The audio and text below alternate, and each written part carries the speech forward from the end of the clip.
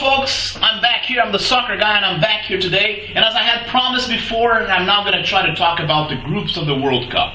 And, for some of you that like to bet, and I'm going to give you some tips on how and who to bet for this 2014 World Cup that's going to start in Brazil in June this year, 2014. Well, let me start by the Brazilian group. I had commented before that I believe Brazil is going to win the World Cup. They have a very strong generation this time, and they're going to be playing at home. Plus, Brazil is always going to be a major powerhouse in soccer, as we all know. It's the only country that has won 5 World Cups before.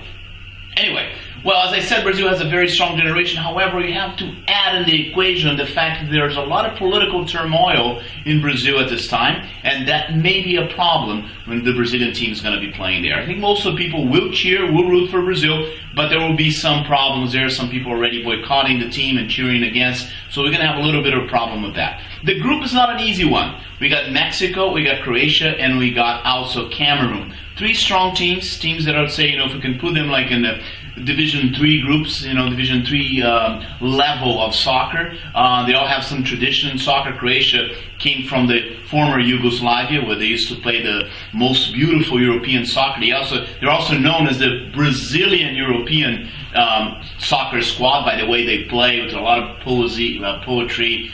They play very beautiful soccer with a lot of skillful. And Croatia inherited that more than Serbia and Montenegro and Macedonia and any other countries that came from the old Yugoslavia. So they do have this very finesse way of soccer. However, as we know, within the last 2 or 3 World Cups, Croatia has been decreasing. In 1998, they came out really strong. It had just recently became a country coming from Yugoslavia, and it had been decreasing the level of soccer, and they were one of the very last teams to qualify for the World Cup. So let's say, Croatia is not going to be an easy team to beat, but I don't think they're going to be favored to qualify in that group.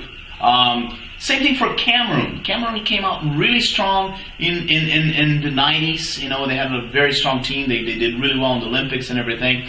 But for the last 2-3 World Cups, African soccer has kind of let it down a little bit. But of course, you cannot count Cameroon out of the equation too. They're also going to be with a strong and very dangerous team. African teams are very physically strong. And Brazil has always hard times playing against Cameroon, like playing against African teams. I also have Mexico.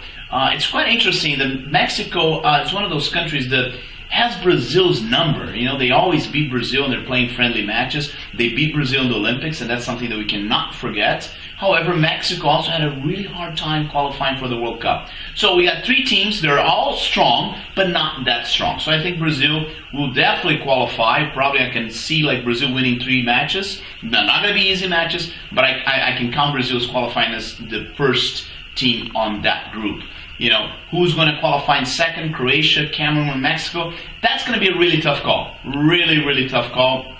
I would say that probably Mexico has more chances than the other 2, considering the fact that Mexico won the Olympics, and they always have pretty good teams. They have been very stable within the last World Cups. Mexico used to be, say, the ugly duck among the Latin American teams. It's a Central America team. But within the last 15-20 years, Mexico has improved a lot the level of soccer, and they have a pretty good league. And I think they can be a tough team in that cup too. But don't count Croatia and Cameroon. It's going to be very interesting. That group's going to be tough. I'm saying Brazil's going to qualify number 1, and the other 3 are going to really struggle for the second position. I would not put my money on any of these 3 teams who's going to qualify as a second, but I'm putting my money on Brazil. I'm not putting my money because I'm not betting. I don't like to bet. But if you are into that, put your money in Brazil's qualifying for the first group. And that's a kind of an obvious thing. Some people are being asking me, what about the turmoil, the political turmoil that is happening in Brazil now?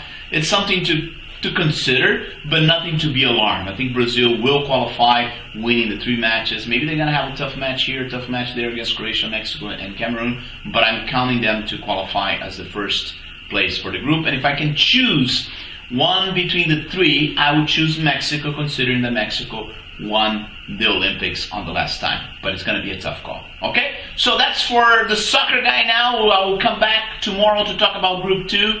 And stay tuned. Stay with us. And I'd like to send my hug to Doug Leonard Bent, a great friend of mine. So You have a great day, guys. I see you around.